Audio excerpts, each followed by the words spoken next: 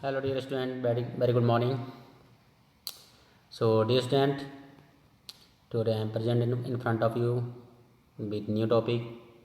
You are watching on screen concept of sports medicine. So, dear student, sports medicine.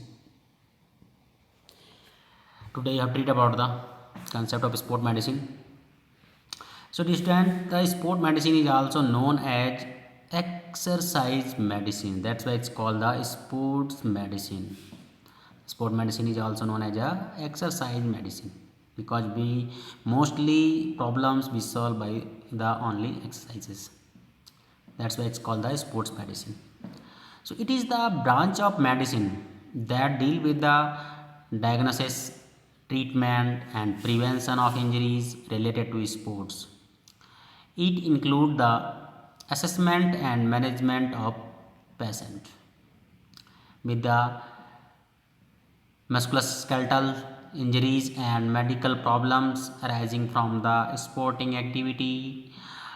Sports physician possesses the expertise in the general medicine and rehabilitation along with the nutrition, biomechanics, exercises, physiology, psychology, etc. So the International Federation of Sports Medicine, FISM, is called FISM, International Federation of Sports Medicine. So it is the body to provide the guideline for sports injuries. Its function to not only the curative and preventive but also rehabilitative. So the FISM, the International Federation of the Sport Medicine, is the body to provide the guideline for the sports injury. Its function not only for the curative and preventive but also rehabilitative. The primary focus of sports medicine is rapid and full recovery of patients from the injury. So this time you are watching the few writers, they are given the definition of the sports medicine. According to Thesaurus said, it is the branch of medicine concerned with the treatment of injuries or illness resulting from the athletic activities. So just like this, according to Webster College Dictionary said, it is the branch of medicine concerned with the athletic conditioning and nutrition, the treatment and prevention of athletic injuries, and the improvement of athletic performance. So these are the both definition given by the both writers. So you know that the writers writing that in their way, but their goal, their aim always will be same. Now you have to read about the first aid and its objectives. You know that when we injured sometimes, so we should know about the first aid and its objectives. So first of all, you have to understand about the first aid. What is the first aid? So first aid is the immediate and temporary care given to the victims. So when any person will be injured, then that time the first aid is the immediate and temporary care given to the victim is called first aid.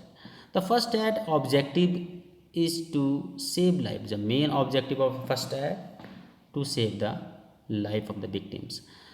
This guides us what to do and what not to do.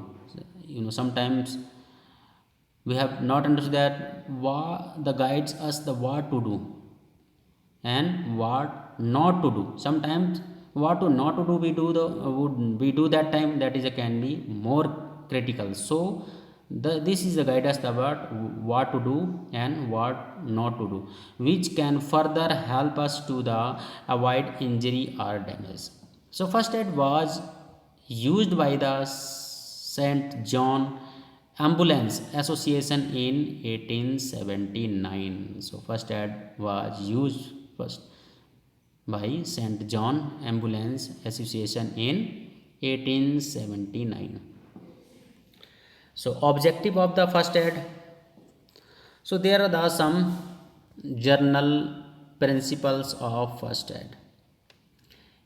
If these are followed properly, the brush situation of the victims can be avoided up to the some extent. These objectives are given below. First, immediate act. If possible, the first aid should be provided immediately at this time. We should not think about the useless things. Time is very precious at the moment. So without wasting any time, the decision should be taken so that immediate aid may be given to the victims.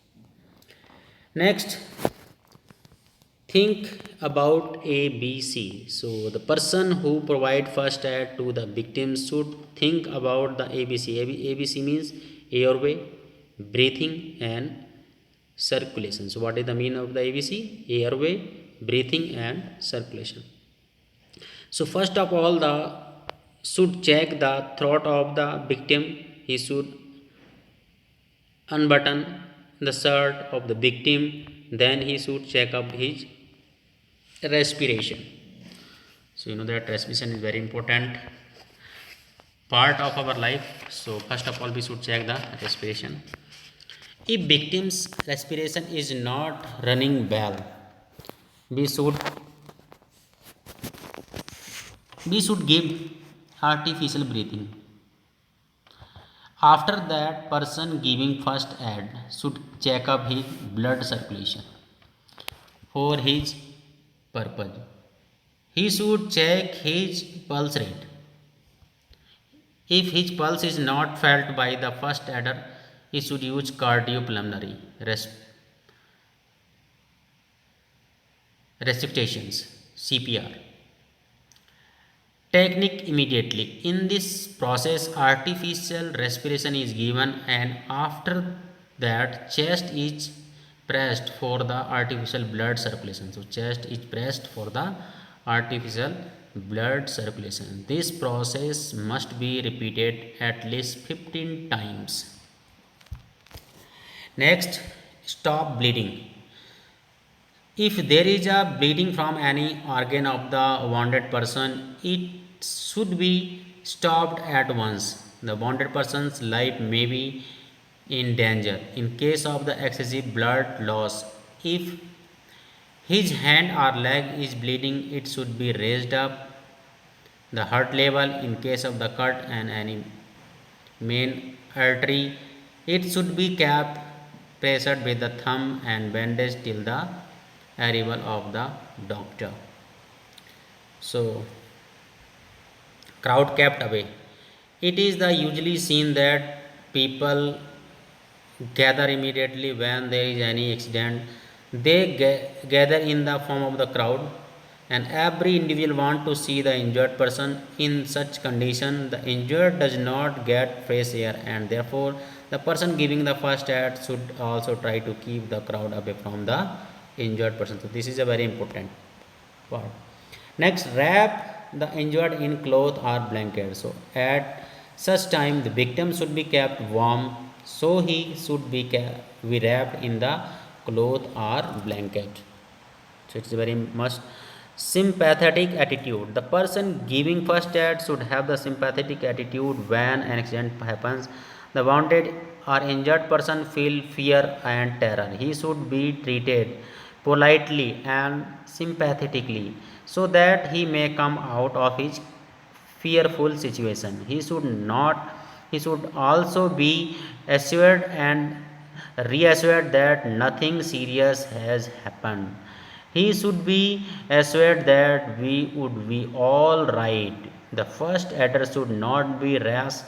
He should perform his duty with the calmness and patience.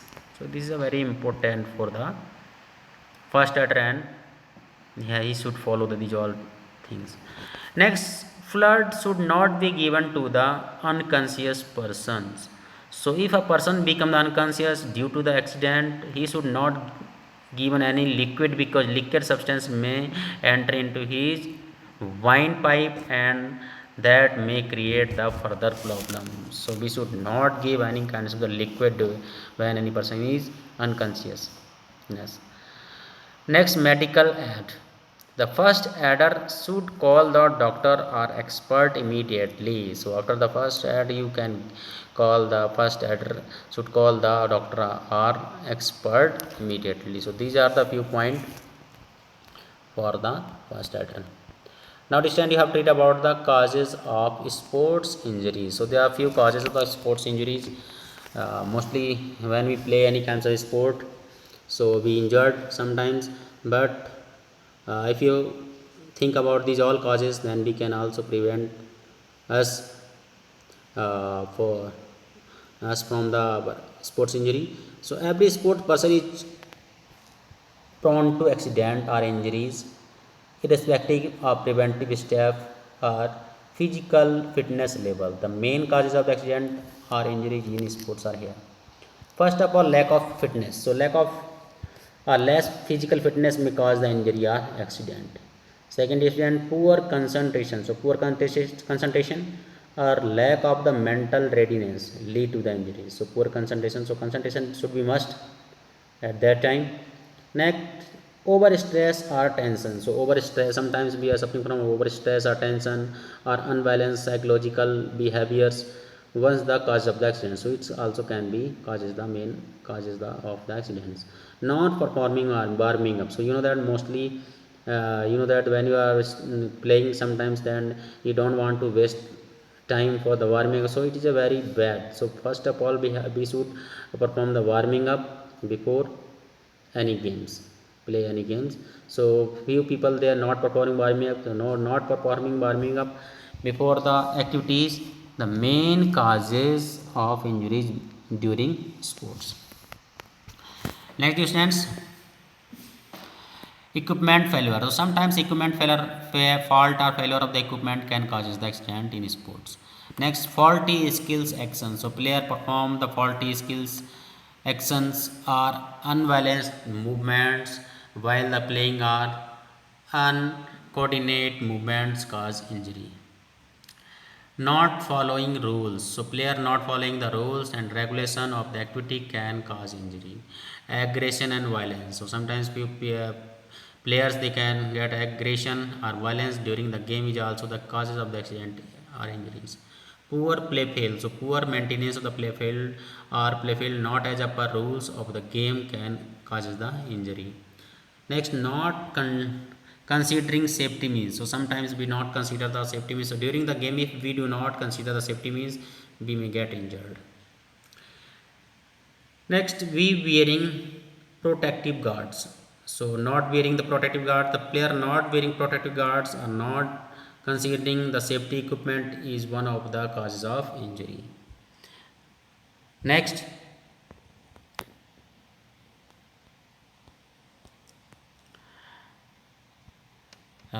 so wrong training methods. So poor or wrong training method, overtraining or overextension of muscles may cause the injury. Next, wrong treatment of injury. So player not fully recovered from the injury or incomplete treatment of the injury or ignoring the previous injury may be cause the further injury. So these are the main causes of sports injury. So we should think about that. We should keep away to us from these all causes. So we can minimize the sports injuries.